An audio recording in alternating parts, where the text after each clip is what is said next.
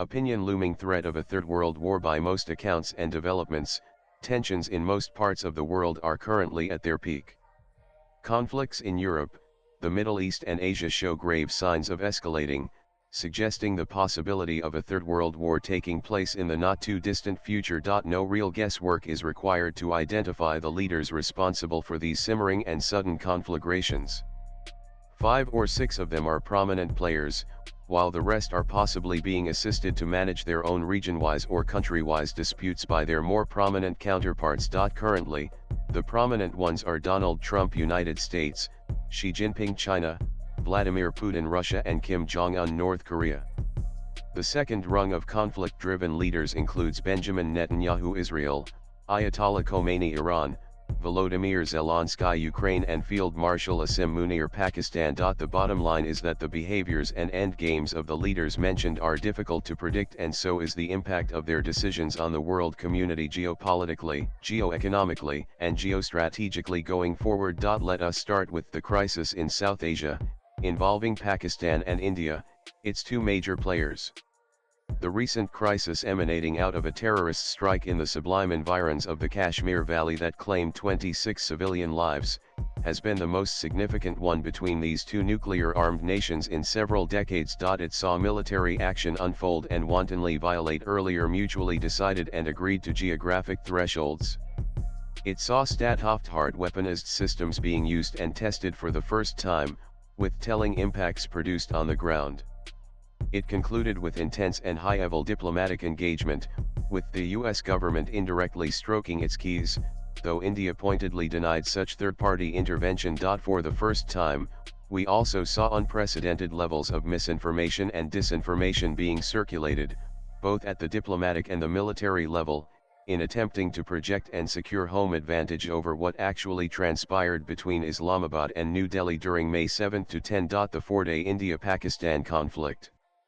Following the April 22, 2025 terrorist attack in Pahalgam evolved into a very serious military crisis between the two rival nuclear states in decades. Several military and political conclusions surfaced during and after the crisis, as for example, India demonstrated her ability to deliver precise standoff attacks across large parts of Pakistan on all 4 days of the conflict, particularly on May 7 and May 10. Pakistan, on the other hand, exposed its air defense vulnerability in the face of an Indian aerial attack. Both sides also made the world aware of how seriously they viewed the threats from the air. Politically and diplomatically, the India-Pakistan interaction, if any, remains crisis-prone, and these only have the potential to escalate in terms of severity over the passage of time. Both sides were successful in calibrating and managing their respective escalatory levels. The crisis in South Asia was costly in terms of loss of human lives and expended or destroyed military equipment. Will those costs prompt them to proceed with care and caution in bilateral ties, out of fears of dangerous spillover effect and impact on the extended region? Only time will tell. The latest confrontation, however, underscores the point that South Asia could be one of the most likely theaters of a long drawn-out war, a nuclear war if you will, even if situation is not immediately imminent. The Russia-Ukraine war is now in its 4th year and is showing no signs of abating anytime soon.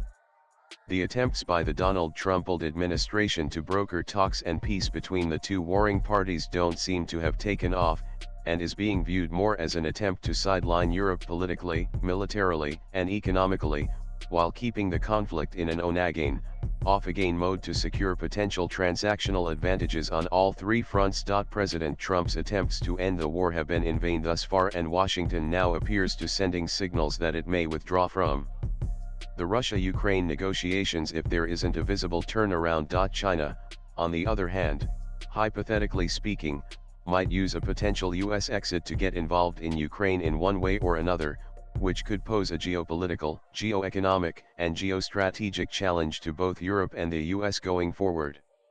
It is not a scenario the latter two will take kindly to. China's almost non-existent reaction to Trump's Russia policy is evidence enough that the current stance of Washington on the war in Ukraine and on Russia benefits Beijing.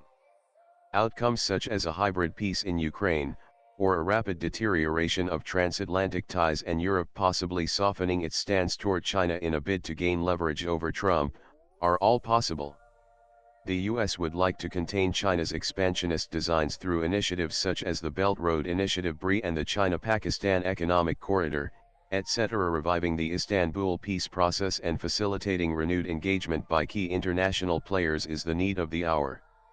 Yet major questions persist, such as: can Ukraine's audacious strikes on Russia shift the war's trajectory? How long can Ukraine sustain and endure the prolonged conflict? Or, can the main actors in the ongoing war, Ukraine, Russia, US, NATO and the European Union, overcome current trust deficits to forge a durable peace, or will they facilitate a conflict or conflicts that escalate and cause more irreparable damage than there is? The China-US-Taiwan standoff, which has the potential of escalating into a full-blown war. North Korea's decision to carry out multiple nuclear and ballistic missile tests has raised global concerns about its ability to strike targets far beyond the Korean peninsula at a time of its choosing. Current regional instability has heightened North Korea's tensions with South Korea and Japan, both major US allies in the region, and led to the increased military presence of the US and its allies. The international community has responded with sanctions and diplomatic efforts to curb North Korea, but these efforts have faced challenges, including China's reluctance to enforce sanctions on North Korea. The crisis carries a risk of escalation, with North Korea's provocative actions and rhetoric raising the possibility of enhanced military conflict. Israel's attack on Iran to neutralize the latter's nuclear capabilities seems to project a larger objective: a change of regime in Tehran. If media reports coming out of Iran are to be believed, most Iranians are unhappy with the state of the economy, the lack of freedom of speech, women's rights, and minority rights. The June 13, 2025 aerial strikes have claimed the lives of the commander of the Iranian Revolutionary Guard Corps (IRGC), the Chief of Staff of the Armed Forces, and many other high-ranking IRGC chiefs. Iran has retaliated, striking at what it claims are dozens of targets, military centers, and air bases in Israel. A chain reaction has started, and it is unclear where it might lead. Backed by the US, Israel could engineer a regime collapse in Iran. This could mean a population of 90 million descending into chaos, and if that were to happen, the impact on the rest of the Middle East would be massive. The exiled opposition Mujahideen Khalq Mek, which supports the overthrow of the Islamic Republic of Iran, is getting increasingly active, as is the exiled Iranian Crown Prince Reza Pahlavi. There are other political forces as well, from those who want to establish a secular democracy to those who seek a parliamentary monarchy, and so on. What would Iran's endgame be? As it does not have many, the US is keen that Tehran restart negotiations for peace and de-escalation, which the latter currently views as a very tough choice to make, given that it would suggest surrender and defeat. Carrying out attacks against Israel suits it, but then it could invite further attacks by Israel. Iran would shy away from taking on the US in a conflict. The doomsday clock is ticking. Most of the countries at the center of various conflicts around the globe have nuclear weapons potential. There is a clear and present danger of these conflicts spilling over and crossing their respective boundaries, and escalating to parts of the world that are presently at peace. The negative fallout of artificial intelligence and climate change also have the potential to scale up the global conflict scenario to a point of no return. Swipe left for next video. However, we must remember that an escalatory war of any kind, if undertaken, needs to have public support and backing, and that is far from a given. The author is editor Brighter Kashmir, author, TV commentator, political analyst, and columnist. Views expressed in the above piece are personal and solely those of the author. They do not necessarily reflect News 18's views. Latest blogs.